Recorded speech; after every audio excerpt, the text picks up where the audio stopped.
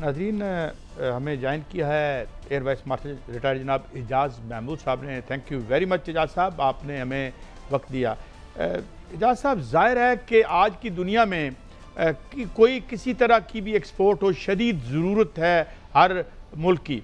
और हमने देखा है कि जो असला साजी की सनत है, इसमें तो ह्यूज प्रॉफिट्स, और इनमें जो मसलन मैं अमेरिका के फिगर्स देख रहा था तो अनटोल्ड उसमें इजाफा हुआ है। जो ये जो मिलिट्री का इक्विपमेंट है, और हमने ताज़ा इस मैदान में कदम रखा। कुछ हमने आज़रबाईजान को ही गालबन बेचे हैं अपने JF-17, और अब इंडोनेशिया के सदर भी आए हुए हैं। कितना पोटेंशियल देखते हैं पाकिस्तान का, and particularly in the wake of, ज़ाहिर है जंगों में ही इस्तेमाल होता है, वार थिएटर में ही असरों का पता चलता है। तो क्या इसका पोटेंशियल है? क्या इसमें हम कोई सब्सटेंशियल जो कहते हैं फॉरेन एक्सचेंज की कमा सकते हैं? क्योंकि बाकी तो हालात हमारे खासे पतले हैं, जो हमारी दीगर एक्सपोर्ट्स हैं हम देख रहे हैं। जनाब एजाज़ महमूद साहब।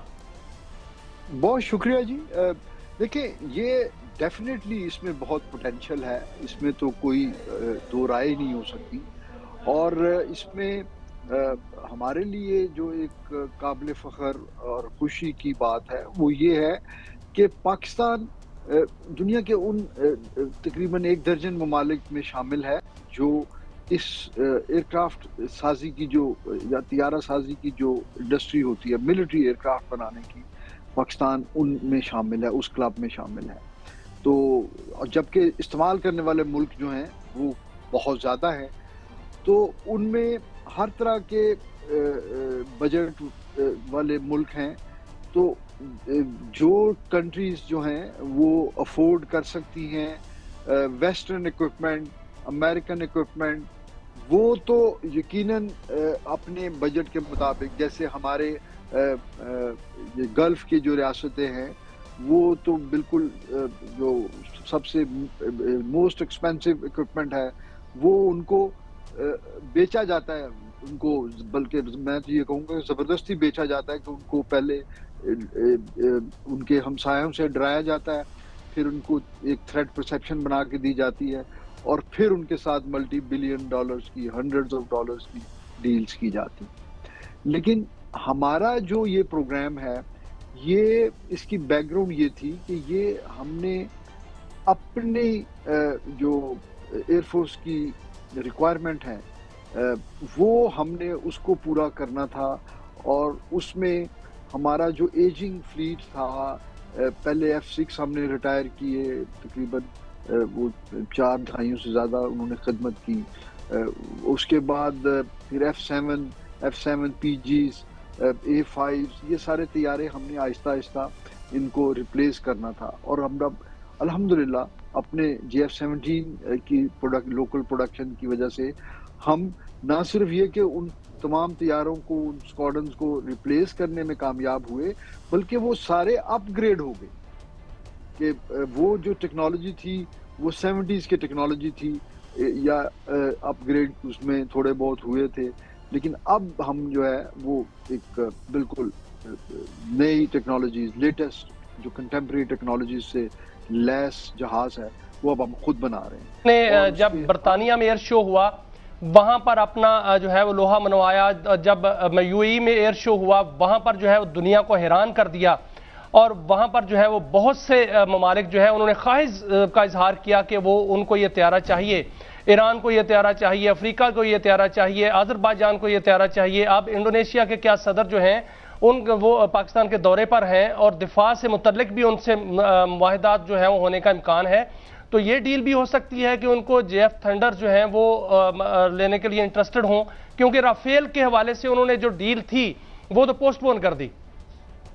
जी बिल्कुल, इसका ये बिल्कुल ये हो सकती है। ये जहां बाकी बहुत सारे इश्यूज पे या एजेंडा पॉइंट्स पे बातचीत होगी, उसमें ये भी हो सकता है, क्योंकि ये अपनी कॉस्ट के मुताबिक ये एक अच्छे अफोर्डेबल बजट में एक बड़ा पोटेंट जहाज है, जो कि ऐसी जो ममालिक जो बजट कॉन्शियस हैं या जिनके पास उस तरह से गल्फ की रियासतों की तरह या इतने बड़े बजट नहीं होते, तो वो उनके लिए तो ये आइडियल चॉइस है।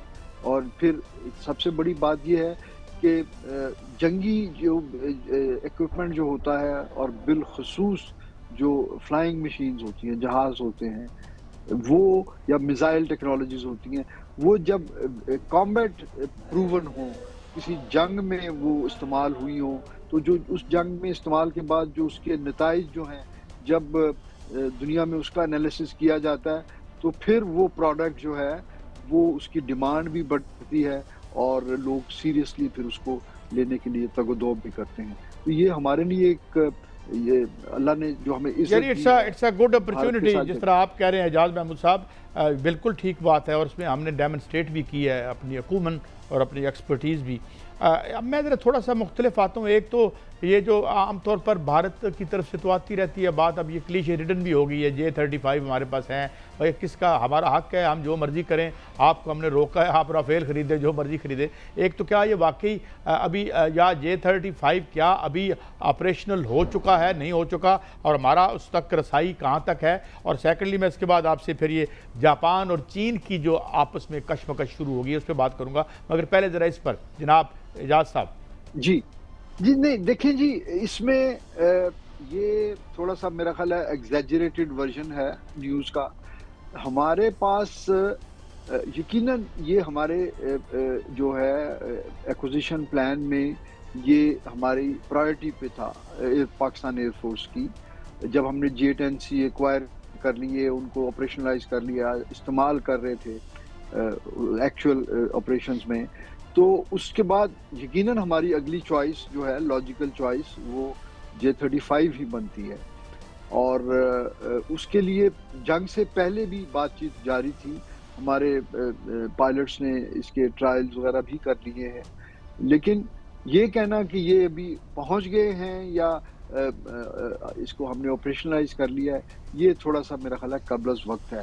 اور یقیناً جب یہ آ جائیں گے، یہ ایک بڑی انڈکشن ہوگی، اس کو ہم سیلیبریٹ کریں گے، اور پھر انشاءاللہ سب. اچھا اعجاز صاحب، میں چاہتا ہوں یہ فرمائیے کہ ایک جزیرے پر کچھ جو بلڈ اپ کیا ہے ملٹری جاپان نے، اور ان کی جو نئی پرائم منسٹر آئی ہیں وہ بھی خاصی ایک اگریسو ان کا پوسچر ہے، اور جس پہ خاصا احتجاج بھی کیا ہے چین نے، اور تائیوان کے حوالے سے بھی اس نے اپنے جو، اور پھر کچھ دن پہلے ایک خبر آئی تھی کہ انہوں نے طیارے جیم کر دی، ان کا سسٹم جاپان کا جیم کر دیا. ڈو یو تھنک کہ یہ محاذ گرم ہوتا نظر آتا ہے ڈسپائٹ دی فیکٹ کہ چائنا بڑا ٹھنڈا کھیلتا ہے، مگر اگریسر تو ماضی میں بھی جاپان تھا؟ کیا اب بھی اس کی حیثیت ہے چائنا کی طرف اس طرح وہ کر سکے جو ماضی میں کرتا رہا؟ دیکھیے وہ تو اب ماضی بعید کی بات ہے، اور اس وقت کا جو چین یا اس وقت کا جاپان اور وہ اس زمانے کے حالات، وہ یقیناً تاریخ کا ایک حصہ ہے، اور ان کی آپس میں یقیناً تعلقات میں جو ہے نا بڑی حساسیت ہے اس میں، کیونکہ ان کا بڑی جو ہے نا ہولناک جنگوں کا، اور بڑی ایسی جنگیں جن میں بے شمار لوگ مارے گئے، بے دردی سے مارے گئے، وہ ان کی ہسٹری ہے. اور اس لیے ان کے تعلقات جو ہیں وہ بڑے سینسٹیو ہیں آپس میں. لیکن اس سے پیشتر پچھلے کچھ سالوں کو اگر ہم ابھی نہ ڈسکس کریں تو اس سے پیشتر چین جب اپنی اکنامک ریوائول کر رہا تھا تو چین نے جاپان کے ساتھ تعلقات میں انہوں نے اپنے آپ کو بڑا جو ہے اچھے طریقے سے مینیج کیا. یعنی جب فار ایگزامپل انہوں نے اپنے تجارت کے لیے، ٹورزم کے لیے انہوں نے اپنے بارڈرز کھولے جاپان کے لیے، کیونکہ ان کو اس وقت اس طرح ضرورت تھی اپنے اکانومی کو بڑھاوا دینے کے لیے. لیکن اب جب پچھلے کافی سالوں سے چائنا بالخصوص ساؤتھ چائنا سی میں، اور مارشل صاحب آج ملک میں ایک تاریخ رقم ہوئی ہے. تینوں مسلح افواج ایک امبریلا تلے جو ہے وہ آ گئی ہیں، جس میں chief of defence forces field marshal Syed Asim Munir army chief نے آج عہدے کا چارج سنبھال لیا ہے. ان کو گارڈ آف آنر پیش کیا گیا، اور وہاں پر دونوں مسلح افواج کے جو سربراہان بھی موجود تھے، وہاں انہوں نے خطاب کیا ہے. انہوں نے خطاب کرتے ہوئے یہ کہا ہے کہ بھارت جو ہے وہ کسی خود فریبی میں نہ رہے اور گمان میں نہ رہے. اب اگر موقع ملا تو اب جواب دینا پڑا تو بڑی صورت سے اور مؤثر انداز سے پہلے سے زیادہ شدید ہوگا. اور ساتھ انہوں نے یہ بھی کہا ہے کہ طالبان رجیم کو واضح پیغام دیا گیا ہے کہ ان کے پاس ایک ہی آپشن ہے, یا پاکستان یا ٹی ٹی پی یا فتنۃ الخوارج. تو اس پر آپ کیا کہیں گے سر؟ جی یقیناً دیکھیے یہ ایک ہسٹورک دن ہے, اور ایک ایسے جو جوائنٹ یا مشترکہ مسلح افواج جس کے جو سربراہ ہوں, جو کہ تینوں افواج کی اور اسٹریٹجک کمانڈ کی نمائندگی کر رہے ہوں اور اس کو کمانڈ کر رہے ہوں, صرف نمائندگی نہیں, اس کو افیکٹولی جو ہے اپنے نئے عہدے کے مطابق کانسٹیٹیوشنلی اس کا کمانڈ اینڈ کنٹرول اس کے ہاتھ میں ہو. تو اتنی بڑی فوج کے سربراہ کی حیثیت سے تو یہ جو انہوں نے کہا وہ ان کے شایان شان ہے, اور بھارت کو اور افغانستان کو جو یقیناً یہ میسیجنگ کی ضرورت تھی ہمیں, اور انہوں نے بڑے اچھے طریقے سے وہ میسیج دیا ہے.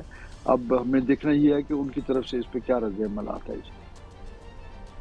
اچھا, کیا دیکھ رہے ہیں آپ اعجاز صاحب کہ جو یہ افغانستان کے ساتھ ہم نے ان کو یہ میسیج تو دے دیا, ڈو یو سی کہ آپ دیکھ رہے ہیں کہ کوئی بیٹر سینس پریویل کرے گی افغانستان میں, کنسیڈرنگ جو ان کو فیڈ ہو رہا ہے انڈیا سے, اور ایک نہ جانے کس قسم کی ہمارے ساتھ ان کی مخاصمت ہے.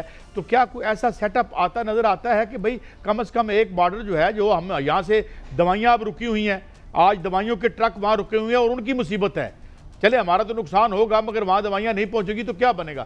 Do you see any better sense prevailing in the Afghan government? دیکھیے جی, اس طرح جو ملک ہوتے ہیں یا لیڈرشپ ہوتی ہے, ان کے رویوں کے بارے میں کوئی چیز پریڈکٹ کرنا بڑا مشکل ہے. ہم ایک گیس ورک ہی کر سکتے ہیں, اور گیس ورک جو ہے اس کا انحصار ان کے ماضی میں جو رویے یا برتاؤ ہے اس کے مطابق ہوتا ہے. تو میں تو کوئی بہت زیادہ پازیٹیو نہیں ہوں, ٹو بی آنیسٹ.